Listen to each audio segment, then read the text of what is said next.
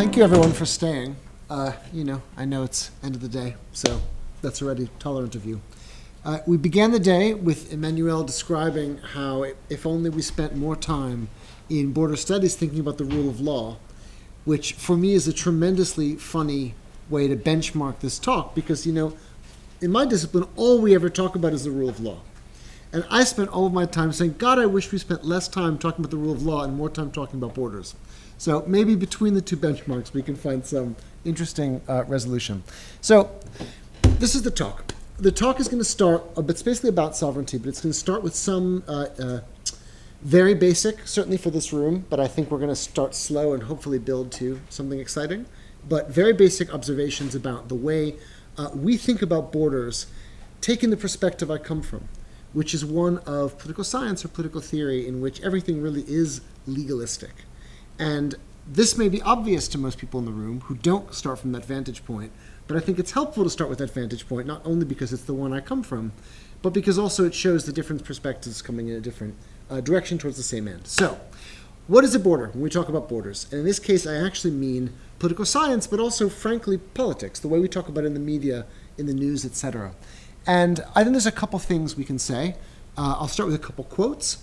The most classic, very down-the-middle definition of a border. Here's an example from Malcolm Anderson. The border is the precise line at which jurisdictions meet, usually demarcated and controlled by customs, police, and military personnel. The key word in that is obviously jurisdictions, right? It's where one state ends and another begins, right? It's a sovereignty's limit and another sovereignty's, counter limit. Another version, this is some more of a straight down-the-middle geography textbook, which describes international boundaries occur where the vertical interfaces between state sovereignties intersect the surface of the earth. As vertical interfaces, boundaries have no horizontal extent. The way I started my book project, this is the book, is roughly the same as I'll start this talk, which is to begin by troubling that assumption that either the jurisdictional account or a legalistic account, right, a jurisdiction is a legal conception, or the idea of a no horizontal extent account can possibly include in it enough information to really explain how and why borders are meaningful in the world. In fact, borders, when they're reduced to jurisdictions, end up leaving something out. Again, we're going to start very basic. So that's one insight into it. So what goes into this definition? In particular, a couple assumptions that I'm going to breeze through because I think everyone knows them, but it's fun to articulate them. One is that a jurisdiction can only be thin. It cannot be an institution, right? An institution, by its nature, is somehow embodied structurally. That doesn't just mean men with guns. It also means things like canteens and latrines and all the other fun bits that go along with institutions. They also tend to be monolithic in the sense that all parts of a border are the same. In this case, we can imagine or think perhaps best along with the map, right? Like the cartographic imaginary in which boundary lines are thin, right? They're thin lines. They're usually these essentially black lines that go across a map delimiting countries. The problem isn't just that they're thin, it's also that they're monolithic internally, right? So for example, we know at the very least different parts of borders look different at different times. That may be a material question about walls and fences. It can even be much more simple, right? There are such things as perimeter stretches versus ports of entry. There are differences that make them not monolithic. They're also not universal, right? The idea that externally all borders look the same. Obviously, we know this from experience, and yet this is not the way we see them in a cartographic sense. It's also not how they're referred politically. And of course, there's no history of violence or contestation. So these are just basic assumptions. These are the things undergirding the ways in which maps, but also legal imaginaries, right? Both the cartographic and the legal imaginary simplifies away some of the meaning of the border. So what is simplified away? One answer is politics, in the sense that, in fact, all the complicated decisions and messinesses happening at borders are the things these representations exclude. In fact, the same is true about sovereignty, right? So the three features of sovereignty, I can go very quickly through it. Territoriality, internal sovereignty, and external sovereignty, which by which we mean autonomy and recognition, right? That you are internally, there's a sovereign that's in control of all parts of a country, and externally they're respected or recognized by other states. All of them are bounded notions, but they're all bounded in the same sense by thin jurisdictional lines, right? Okay. Everyone in the room knew that already. Still, if we're going to start by understanding how we can go about using an institutional or empirical account of a border to critique sovereignty, it's helpful to start with those assumptions. Okay. Now for more fun bits, because it's late, and I knew it would be late, so I put pictures. In fact, as everyone in this room certainly knows, borders are really, really fun and interesting and complicated and messy and screwed up places. Right. This is a particularly good example of how messy and screwed up a place can be. This is San Diego, Tijuana, for those of us that were there last month.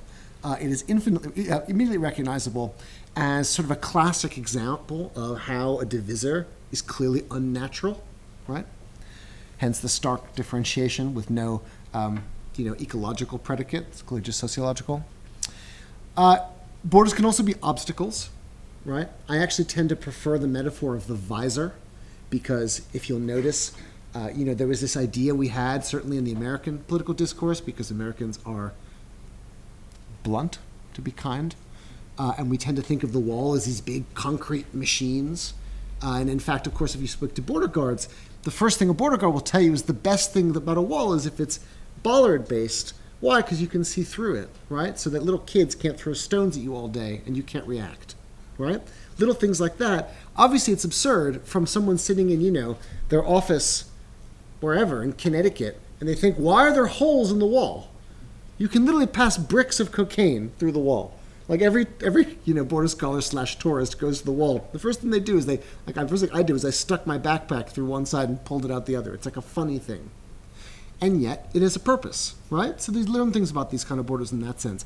I like the term visor, if only because, just to be stupid for a second, think of like medieval helmets, right? They always had this little like metal bar here, and they look kind of absurd. But it made a lot of sense because you had to be able to see and also be protected. So I think of them as kind of these weird medieval visors. Anyways, whatever. There are also surveillance zones. These are very recognizable images where humans are sort of turned into pixels. They're pixelated, right? It's a kind of different kind of subjectivity of the self at the border. One is a pixelated self. And of course, there are places that aren't just places of non-voluntary data capture. They're also increasingly places of voluntary data capture.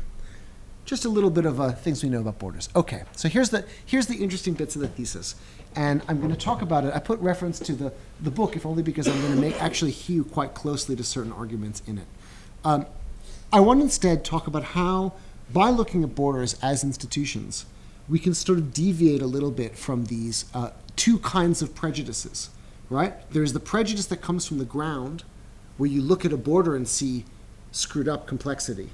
And there's the prejudice that comes from legalism, right? The one is politics without law, the other is law without politics. Neither is exactly right. And what an institutional account or thinking about it as an embodied jurisdictional space can offer. So I'll try to go a little more slowly at this point. The first kind of assumption that when you start to do research at boundaries, you realize is instantly betrayed is the idea of thinness. This is partially an institutional claim, right? It's just about the fact that things that are embodied are thicker. It's also that once you start to go to boundary areas, and this is certainly true in the US-Mexico case, where most of the evidence I draw from is based, but is actually true literally in almost every boundary that's a real border I've ever been to, there's always a thickening that usually involves zones of some kind of legal abrogation. In the US, it means that, for example, you can have search and seizure zones. They're securitized, they involve surveillance. They also usually involve vigilantism, which is one of the most complicated kinds of interrelations caused by borders, where citizens are essentially asked to be the eyes and ears of the state. They become citizen surveillors, not citizen soldiers. The famous American expression for that you see very banally on New York City subways is, if you see something, say something, which just sounds like being a good citizen, but it's actually being a vigilante citizen. It's turning in your peers. It's not that different than when you informed on your neighbors in, Stasi East Berlin, right? It's not the same. It's not a different kind of thing. It's maybe a different order of magnitude. So there's different kinds of ways in which there's a thickening. There's also checkpoints, right? There's different ways in which the state can monitor you and monitor traffic. All that thickens a boundary. So, because we like pictures, because it's late, there are reasons why it thickens. One, walls are generally ineffective. For those of us that want to further that argument, anything written by Rhys Jones in the last 10 years is more or less punching down this point very effectively, that walls don't work for various reasons. Part of them is that walls, even very expensive walls, just stop in places. Part of it is that there are tunnels that can literally pass hundreds of millions of dollars of a drug like cocaine, a very thin or fine drug, in a matter of seconds, just through, if they're tied to strings, pulled through until they're discovered. Increasingly now, tunnels have like rail tracks. They actually have one tunnel apparently they found was like Wi-Fi enabled, which is just breathtaking, but whatever. But also, I mean, think like they have lights and stuff. You get all these border guard stories of they'll go down into the tunnels, and because of the ability of people to get out of the tunnel, because they have essentially their own surveillance of the outer end of the tunnel, they have camera feeds. By the time the border guards get there, there's still cigarette smoke in the air. Like, it's just seconds. That's how quick the response is. I love this picture. This is an ultralight, but it's a particularly lovely ultralight because it's made with the engine of a lawnmower. So just literally the cheapest engine you can get at like a hardware store can pack 200 pounds of drugs. It can go about 50 feet in the air, drop it, then move over. These are stories we know. For those of us who don't spend a ton of time on the U.S.-Mexico border, maybe this is interesting. If you spend a ton of time on the U.S.-Mexico border, you've all heard about ultralights. They're kind of the physical embodiment of what Janet Napolitano jested when she said, you show me a 50-foot wall and I'll show you a 51-foot ladder. This guy literally can go 52 feet in the air or something like that. Anyways, so part of it is a thinness-thickness issue where there's really obvious reasons why thickness is essential to bordering that any legalistic characterization will fail at. But certainly it need not fail internally. It's not strange to say there are legal zones internally, right? You can have a thick zone internally. What's more interesting is that the thickening of the zone is increasingly external, right? So it's not just that we have a U.S.-Mexico border and that 100 miles inland, there's essentially a zone of different kinds of varying legal protections or abrogations. It's that it also goes the other side, right? And that in an equal size amount of space in Mexico is also part of essentially a zone of protection that includes both, as we'll get to, different kinds of law enforcement officials enforcing different kinds of laws. So, whereas there's a legal conception that can include one part of that story, the other part is very hard to fit in any model of sovereignty anyone's ever heard of, which is why this becomes an interesting critique of sovereignty, which we'll get to. So, this is a couple quotes I'm going to give that are really just illustrative of what we're trying to do, we, the U.S., however little I identify with this, whatever. This is a border guard. The goal is to create a 21st century border through information sharing that's never occurred before. The reality is, while securing the border is upfront and personal, you can't do it alone. Okay.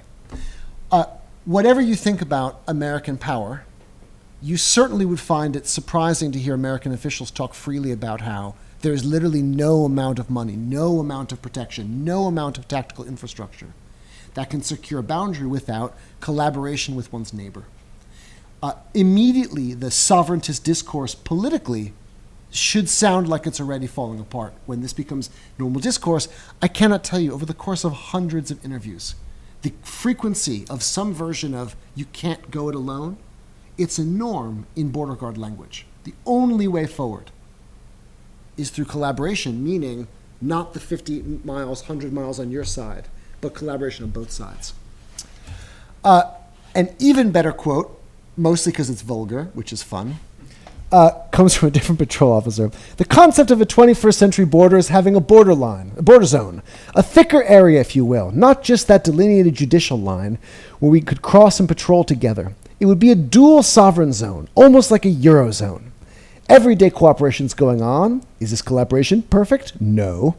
But it's a far cry better than it was when I started in San Diego, when the only thing you'd exchange were middle fingers. I can tell you I've never seen greater strides in the last 3 years. The idea that there's collaboration at every level, not just big state level, but small state level, right? These are literally people with their guns and their outfits and their cars who went from being, I'm going to yell curses at the other guys, the baddies, who are then defined as Mexicans, to realizing, no, there are lots of baddies. The Mexican border guards are our friends. The only way forward is to collaborate. Now we're like exchanging notes, exchanging information. The amount of systematic collaboration it's unbelievable. Down to daily meetings in situ, right, in either border areas or even no man's lands, Skype conferences, constant information sharing between the border guards to essentially create a fattened dual sovereign zone, which in the U.S.-Mexican area is kind of developed, but in the U.S.-Canada in the border areas is incredibly well developed. And the famous example of this was a protocol called ShipRider, which is a terrifically interesting protocol. So ShipRider meant that the guy with the American-looking swagger in green, clearly the head honcho, is literally informing Canadian policemen how to enforce American law. Think back to the sovereignty discourse. That's an amazing development. This is in South Carolina at a cadet school. The cadet school is based around the principle that in American-Canadian waters, because a lot of the American-Canada border is water, and it started in the water. It's actually expanded since then into land, but we'll start with the nugget. It would only really work if they could collaborate, right? And that only really works if everybody knows how to enforce each other's laws. Incidentally, there are other schools in which Americans learn Canadian law. This is them on their boats, an American, two Canadians, basically saying, we're going to team up.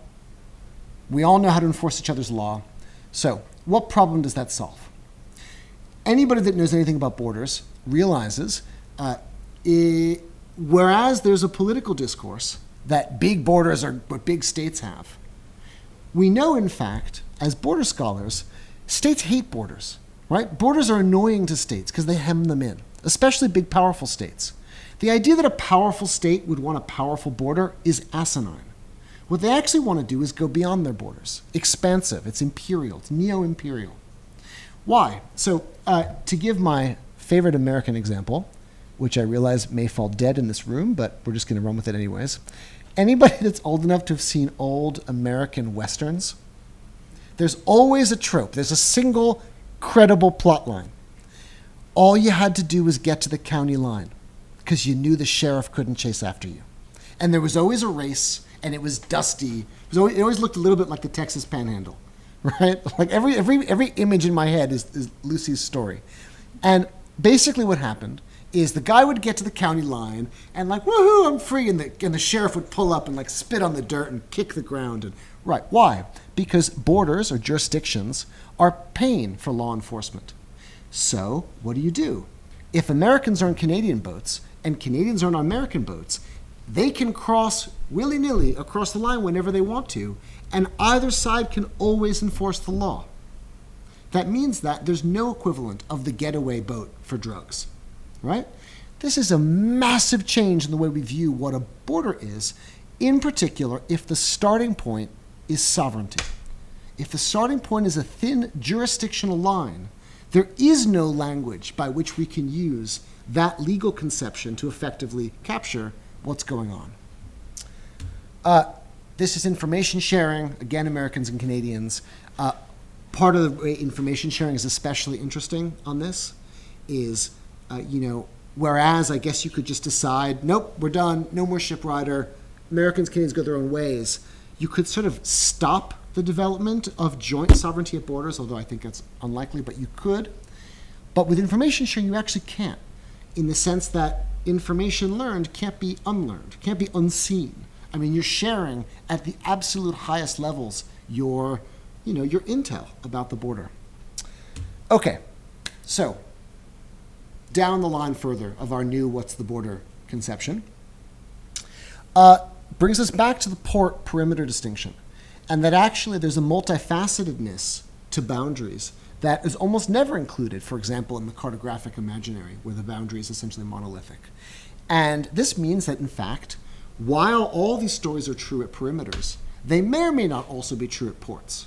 One has to check to see how ports are developing. Incidentally, at ports, the story is even more obviously true, the ways that there has to be collaboration. Why? Because at this day and age, the way ports are run is through data. It's through data accumulation. And to make data worthwhile, you have to know about people before they arrive. So in general, data processes are always in advance. They're based on large infrastructures of data gathering that happen in advance of the border, not at the border, even though they also capture data at the border, right? How does that work? Through data sharing. Large-scale data sharing agreements.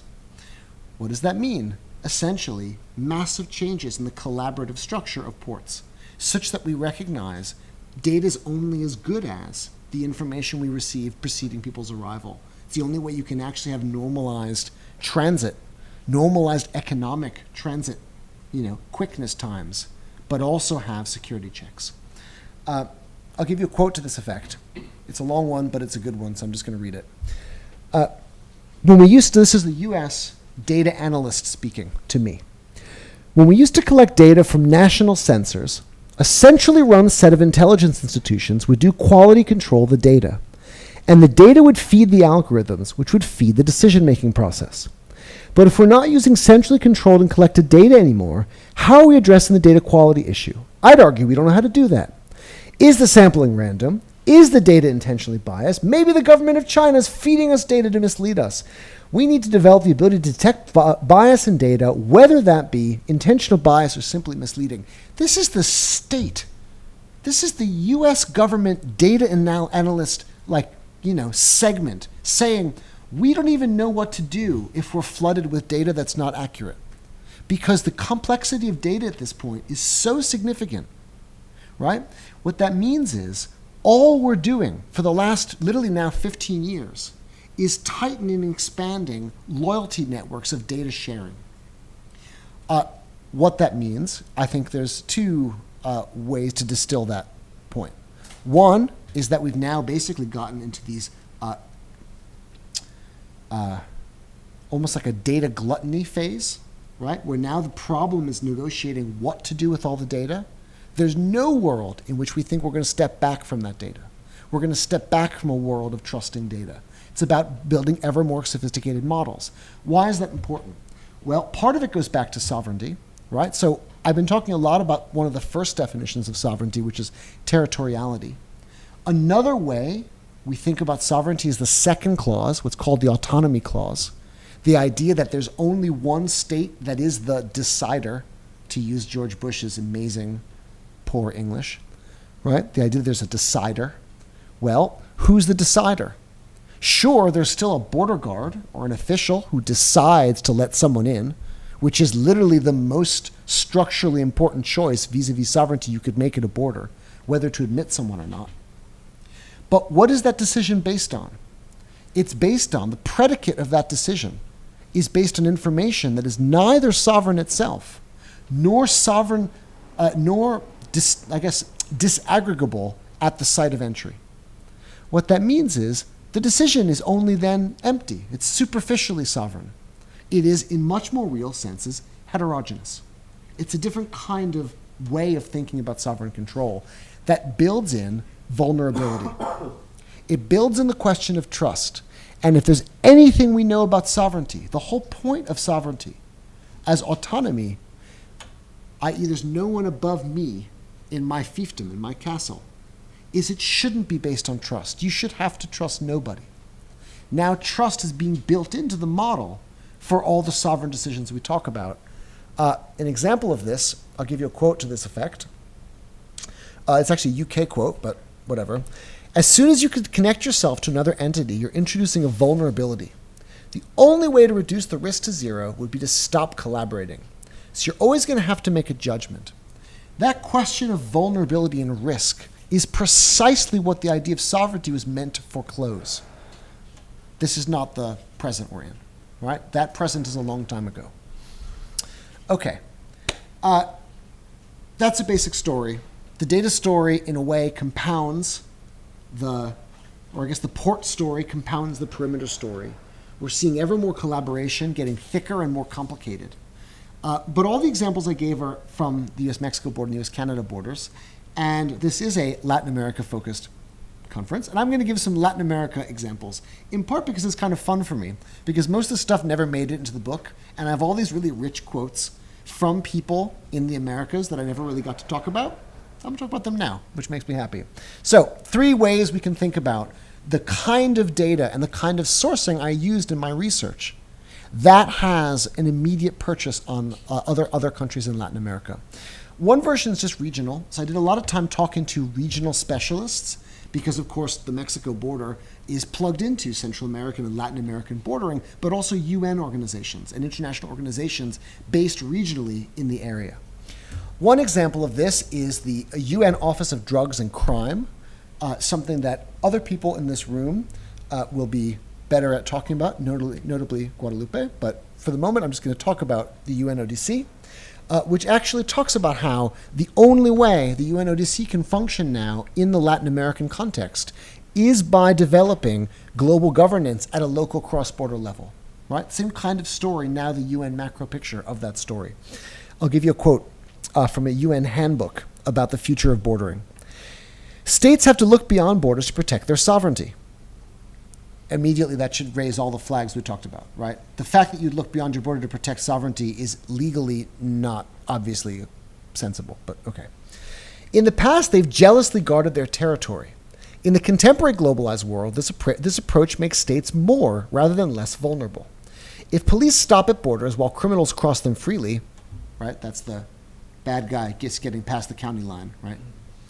Still love that metaphor. I feel like I should actually show a clip of a Western. It's like so perfect.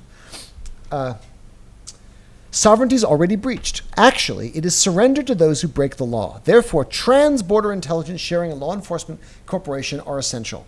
This is a report in the Latin American context of the UNODC's, I think it was their 10-year plan, which in 2010 would basically take us until next year, so maybe there's a new one, but I haven't updated it.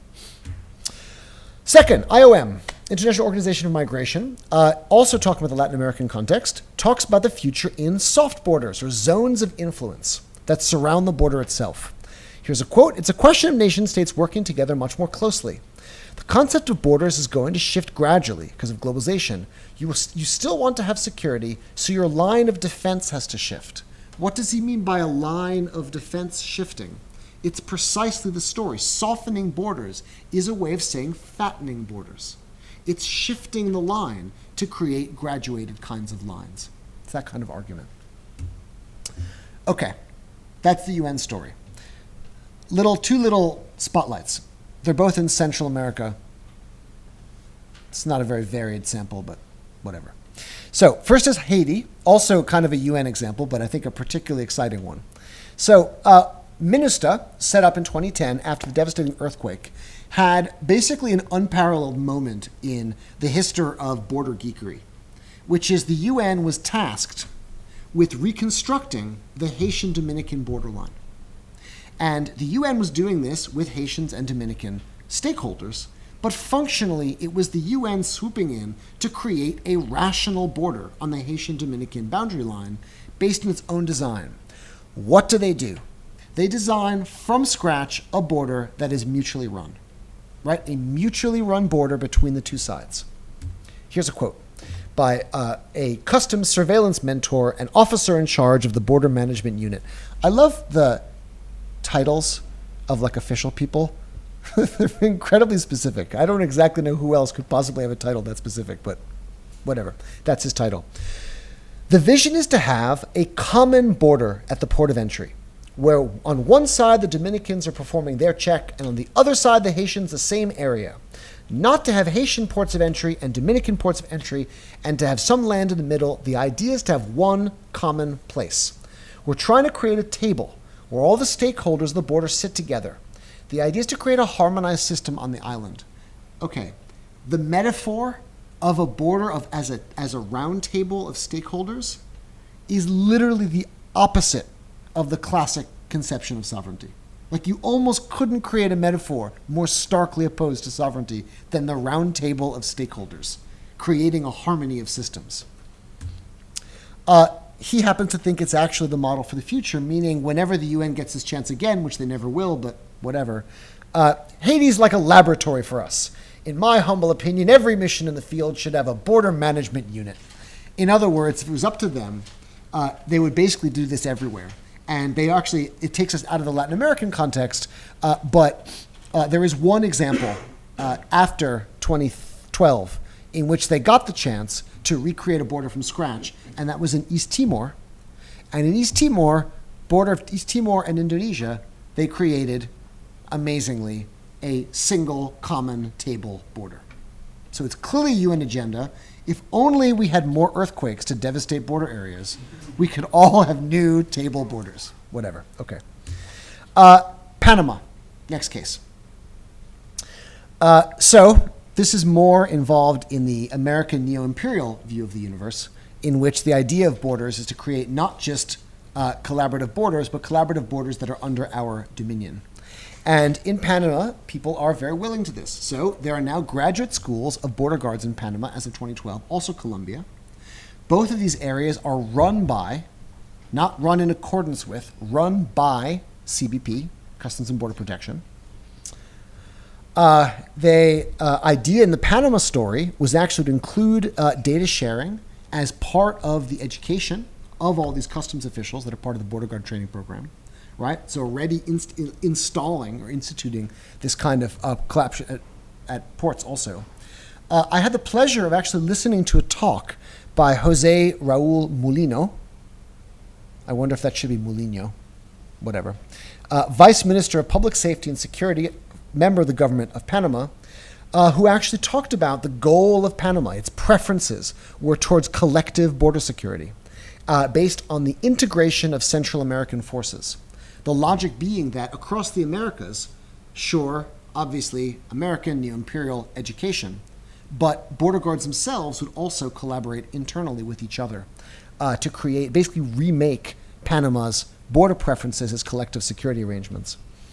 And a quote of DHS to this effect, which has I almost want to read it in like a thick American accent because it has a certain kind of American swag. Like nobody in the world speaks like this except American government officials. Our future plan is expanding the DHS concept into other areas of the world. The idea would be to kick something off in Central America and use that as an example and move on to other regions. We've done a great job with Panama, but I'll be honest with you. Some of the other countries in Central America, they don't have the capabilities yet. They don't have the technology, meaning we have to fund the technology and capabilities so they can all become like Panama and copy us, whatever. They have the willingness to do so, and they're coming to us and they're asking, hey, what is that technology that's needed?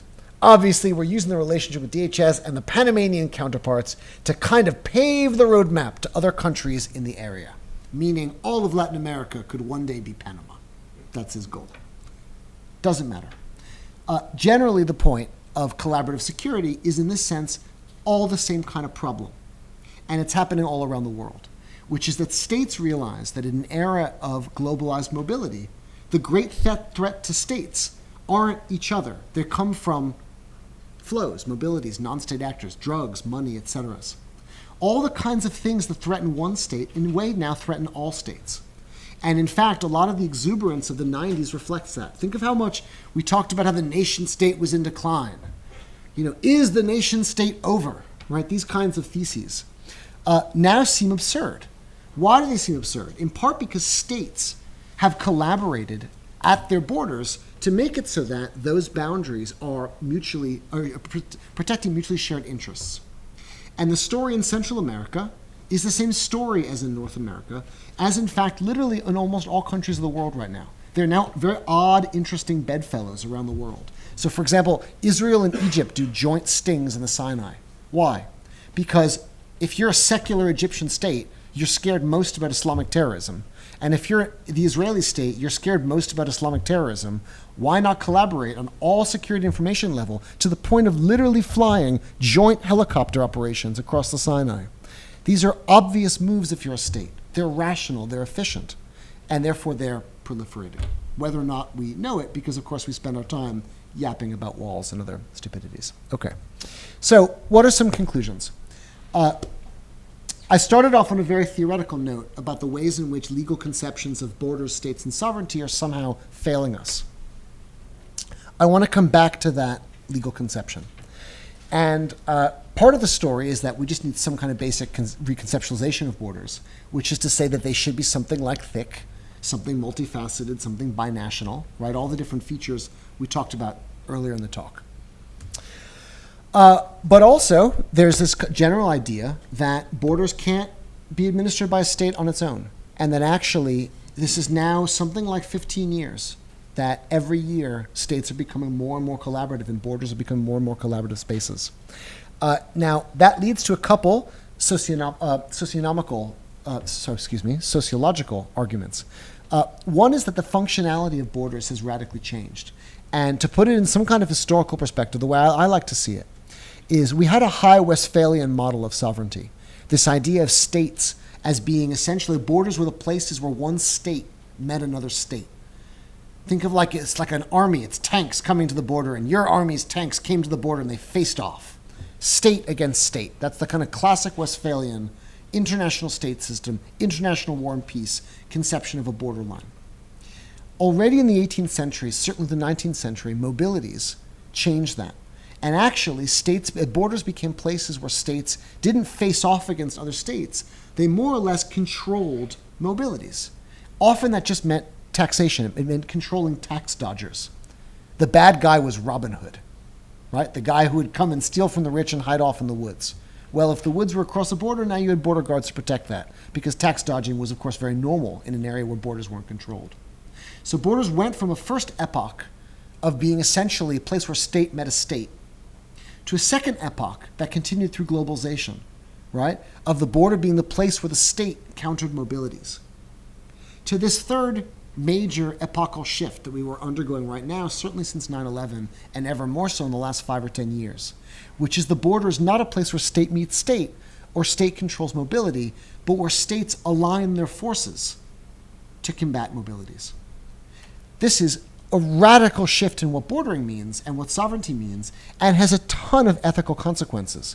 There is a really, really problematic feature of a system designed for states to maximize state resources to persecute mobilities, right? This is what we're doing now, though.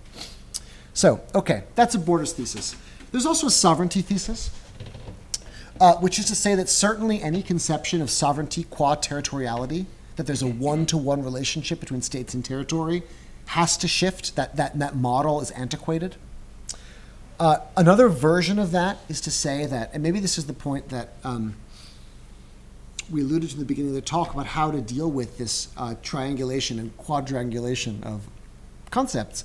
One of the mistakes we make in thinking conceptually about borders is that borders are places where states' security and sovereignty go hand in hand, right? The basic conceptualization is that a state secures its sovereignty through security at its border.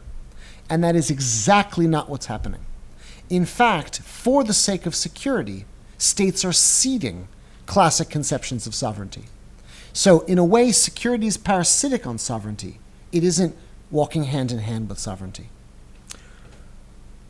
Another version of this is to say that what we're seeing is a shift in thinking about sovereignty as meaningfully de jure, or legal, and instead, by only looking at the de jure features, you miss the de facto ones, in which, on some basic level, de jure, sure, states are still, sovereign. But of course, on a de facto level, that's all eroding. And the more that that's true, and the more time goes by, and the more institutions are built up, and the more information shared, the less likely that ever gets undone. Meaning what will happen is the de facto will become essentially juris genitive of the de jure. And that's an incredibly interesting feature in the evolution of sovereignty.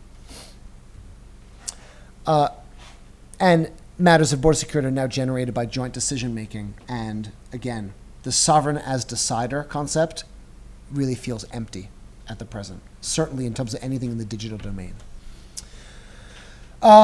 Finally, there's a citizenship thesis, which is to say anytime there's an advance in sovereignty or shifts in sovereignty, the state-subject relationship changes also. And insofar as we're seeing border areas become increasingly binational, become thicker, you end up having people, borderlands peoples, subject to two sovereigns. And that's really complicated and messy. And I think that the only way to get around that is if we're going to expand sovereign zones is also to expand kinds of citizenship protections. And so one of the ramifications of this kind of story is that what we end up to do is, rather than pretend the borders aren't changing, right? Pretend there aren't these fattened zones, or continue to yap about the wall no one cares about and border guards don't even want because it's pointless, right? In fact, what we should be doing is thinking about how we build up democratic institutions in fattened border zones. And one way is to expand sovereignty. And in the book, I'm not going to talk about it at length here. The book, I build up two different models to this story. One of them is to say that border zones could essentially become bi-citizenship zones, just like they're becoming bi-sovereign zones, in the sense that you could imagine certain rights and protections being expanded to borderland citizens on either side of the border in an area they can traverse together, work together, and even vote together on local issues or local governance issues. And that could even be expanded into areas of dealing with migration resettlement stories, in part because those of us who think a lot about ethics are really kind of terrified about what this actually means, that states are collaborating to become ever more efficient machines in regulating and controlling and ultimately destroying mobilities.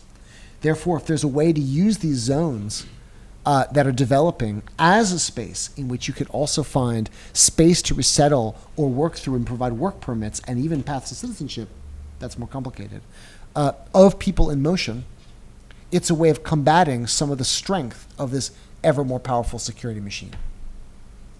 So, just some food for thought. It's not really something we can expand upon here. I don't want to talk forever. Also, I'm the only thing standing between you and the bar, so I realize I'm on owned time. So I will stop there, but we have time for questions, I think. But that's it. Thank you.